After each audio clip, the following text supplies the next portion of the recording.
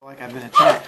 One moment, Brian. This is Wednesday regular class, December 18th, the last recording of the year. In theory, we're attempting to do a class period because I have more time with you guys than my other ones because my other classes have to finish a test. And in theory, you guys didn't have to finish a test. So we have a bit more time to get further into it, which should help you guys because we get to talk about end of excuse me. See, for those of you at home, the semester exam should be done. Tomorrow you're turning in notebook. We'll talk about that here in a moment too. And then Ugly Sweater Day is coming up on Friday. We get house points, plus you get to look adorable. Notebook we'll talk about also. The novel test tomorrow, to make it official, is going to refer to things that go way back to the beginning of the year, all the way back to short story-y things. You're going to have to remember the short story, the pyramid, and then like the internals and external conflicts and themes and settings, irony, foreshadowing, all of those things that in theory should still be in your brain, but you might have shaken your head and had them fall out, so it's going to help you. For all of you, I realize that some kids are unaware there is homework due tomorrow. It should already be in the notebook. It is the novel homework number 2. Because when you turn in your notebook, if you don't have that, not having it drops you down to a B automatically. And so I'm trying to help you avoid having that happen. So novel homework number 2 should be their last homework entry. I am grading it officially tomorrow. So just trying to help you not lose points. Chanel. If you already turned in your notebook, did you already okay. You already good. Okay. Brian. So you're saying if a person had an A but they didn't do their novel homework, they're going down to a B? Yes, on that assignment. Not for the overall class. You have to listen to all the words. Can you go back? I can. And can I take a picture on my phone? Yay! Yes. Is that your phone? What are you?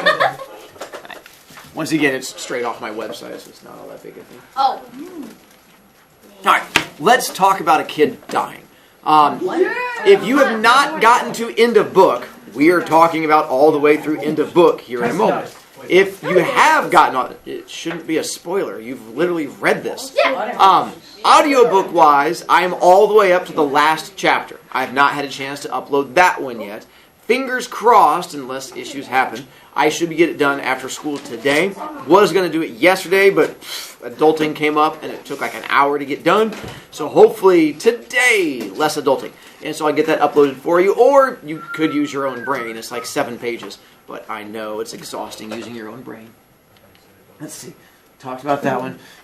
The fight with which 2 people get into a fight inside phone booth. Jared and Tyson. And that's when he tries to get one. Those of you who did finish book while we were still reading it, you got to have the treat of finding out that Tyson was innocent throughout the entire thing while they were sitting there accusing him. He's innocent of the pranks. He's not innocent of everything, which we'll get to. But at least of the things that they're yelling at him for, he's innocent. And so, I mean, we all have some issues. And so that's where he's trying to get him to admit to that one. He's like, I don't know what you're talking about. And they yell at each other. And then Jared tries to humiliate Tyson. And how does he try to humiliate him? Screams P word. Which prevents him from coming back to school. Because apparently he chooses to not. I mean, weird. You have someone yell, you're a bedwetter down the hallway while you're crying. And you don't come back to school. Kids are weird. And so you have the fight between him and Jared.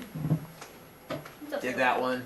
And Jared does get his track uniform and sweats. And this is we find out that Austin is picking a fight with him. Says Gopher on boom. Why are they getting new track uniforms? Because their dad. Apparently. Now, by the way, being adulty reading the book, it's kind of weird because they mentioned earlier in the book what his dad does for a job. What is it? His dad's a teacher. What? And I know. And they're like, well, his dad obviously is like all rich and dumb. Like, Rich no. from a teacher? But apparently they talked about in the very first chapter the fact that's why he wasn't there last year. Is his dad's like a college professor, which is just a teacher, who took them on like a trip overseas because they had to go do a research project. So it's not like his dad's like a big person. It's a teacher. It's just a teacher. Teachers aren't that special. But they do get the whole gopher thing. Ooh. That's you. I know. And so they get the big fight between Austin and Jared. They yell back and forth. And then the coach comes in. And then Jared takes off. Oh, he takes off running. And Cheryl shows up. And once again, those of you who have read the book before, when we got to this, they didn't reading it. Is this when the rocks come in? Yep. Almost. This is before the rocks, Yeah. when Jared's really upset about the whole gopher thing, and he gets into a conversation with Cheryl, and he's like, I hope Tyson gets to Austin next, and I hope something so bad happens to Austin, he can never run again. Ooh. And then all of a sudden, the scene says Cheryl looks at him with a confused look, and then kind of smiles. Why does she give him a confused look and smile? Because he did the rocks. Now realize, she's not done it yet, but this is the thing where she comes up with the idea, because how do Jared and Cheryl feel about each other? Love, love, love. Whoa, let's not be throwing around the L word, but they definitely are very fond of each other. They like each other, maybe even like. And so that's when she's like, what? You want something really bad to happen so he can never run again? Okay. Light bulb! And she's like, I can solve that problem. And so she does. And then we get to, we'll come back to that. And Then we get to Austin running across the field. Jared realizes that. And that's, oh yeah. Now one, it wouldn't be so bad if Austin didn't show off. Because what show-offy thing does he do? He takes off his shoes. That's when Jared hit him with his shoes on and he just stumbled and like scraped up his hand. And again, my issue with it is when you're running across a football field, for those of you who have seen a football field, the grass isn't that tall. How do you not see that? I'm like, one, how do you not see like rocks? And two, if you hit the rocks, he's like, he hits rocks and then hits rocks and then hits. I'm like, how long of a stretch of rocks? Plus, you have to make sure he hits this exact stretch. So I'm guessing it's like 12 feet wide and like 30. That's like the whole field. I had a small issue with the book at this point. I was like, shenanigans! And I threw it. But I'm like, anyway, that part bothered me. But he hits rocks and ankles go kasplickety-splickety. No, stop. Bleh. Pearls? Couldn't they have just been like little tiny pebbles that like? I wondered that too. I mean, he says he hits them and then scrape. I'm guessing, well, one, I would have said yes. Because barefoot on pebbles, I've stepped on a Lego, and that does hurt. Oh my God. But Jared trips, and he has shoes on. I know. Well, I'm guessing if you hit it like, then you try to pick up your foot. Yeah. That's what I'm going, I can't be. They said large, jaggedy rock. Oh, I know, stones. Like little tiny stones. I think the tiny part is what we're going to have issues with. Nash. Here's about also is this like as he was running, he all of a sudden like almost flipped. Like yeah. How do you flip over it? Because they're saying he's running so fast, like he hits him. Then I'm guessing it's running while trying to pick up your feet again because you realize you're stepping on bad things. And you all you see are bad things, like you're trying to run and not put down your feet. And the only way to do that is to flip. To put your face there instead, which might not be the best option, but Probably getting concussion and die. yeah. Once again, none of those options are good. Brian. So I read the book. Good job. Austin. Oh. No. Go ahead. I'm just going to the next thing. Okay, so I read the book, and I know Austin, I think he broke his ankles. Yes. But did it ever say he'd run again or no?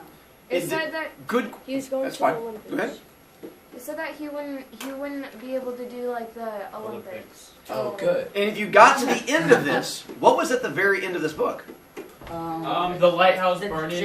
I know that him and Tyson. Not in this book. At the end of the book. Oh, the next book. The next book. There is a sequel to this, which is actually a much better book. I love this book, but for those of you who have seen like Star Wars, the very first Star Wars is good, but Empire Strikes Back is better. For those of you who like the Star Wars, but Empire only makes sense if you've seen Star Wars. Is it not? This is the same way. The second book, a lot better. But it only makes sense if you know the characters. And you get to find out what happens to Tyson. You get to find out what happens to Austin. What happens between like Jared and Cheryl. And there's like this new thing that comes in which goes so much deeper. But it doesn't make any sense. Like I would honestly read the sequel if I could instead of this one. But I'd have to spend like a week explaining this book to you for that book to make sense. But anyway. They talk about Austin and his inability to run. And it plays a big role in the next book. Yeah. Are we going to read this sequel next semester? No, it's one of those ones I have copies of it, so when we get to like our next book report, if you didn't hate this book, it is an option you get to do. Yes! And that's fine with me. If that answers some of your questions. All right. What if all of us just pick it? That's fine with me. It's a great book. I have no problem with that whatsoever. Green's accusation.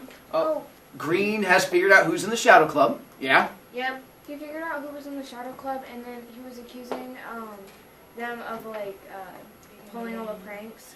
And that's when Jared gets upset. He's like, how dare you accuse us of doing all those pranks? Because according to Jared, they're innocent. Of course, what do we find out later? That they did them all. And of course, Green is completely right. And later on in the book, you have a moment when Jared's like, that feeling that every kid would hate to have when you realize your teacher was right the whole time. And then all of a sudden, Jared's like, oh, Green was right the whole time. Oh, that makes me feel even worse. And so he has like that moment of realizing that Green was correct. Doesn't he give him a pass to like go get everyone and send?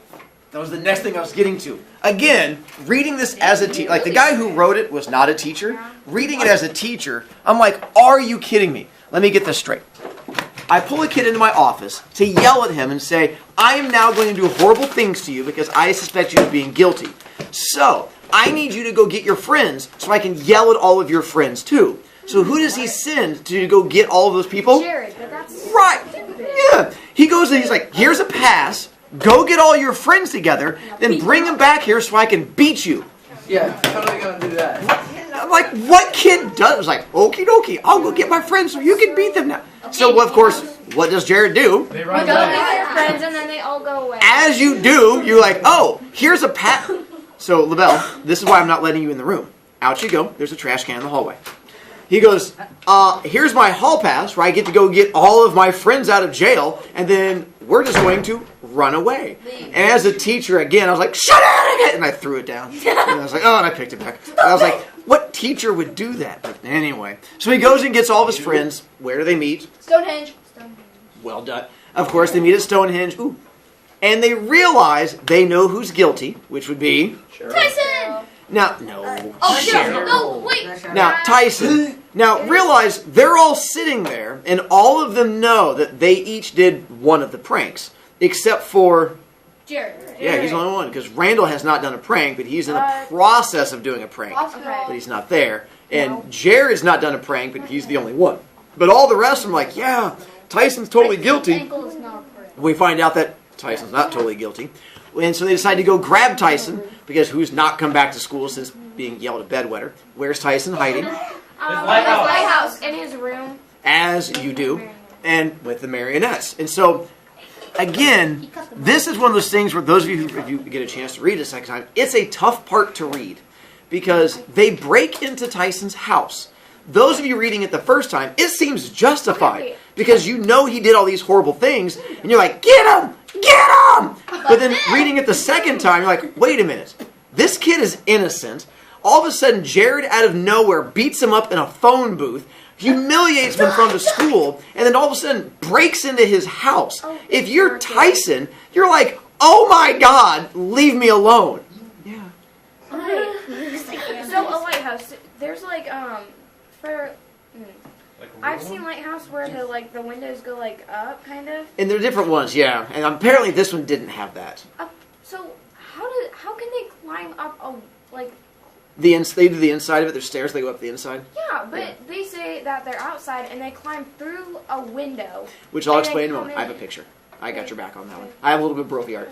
Pearls. Okay, so the lighthouse explanation. They live in that little tube. No, there's a house next to it. Which I'll... Okay, I forgot about that. Yeah, so there's a house. Usually there's a house where the lighthouse keeper lives, and then you have the actual building which has the light on top. Connected, so they can but So there's a door at the bottom of it that actually leads in. Like imagine you have like a closet, but instead of a closet, it's a giant tower.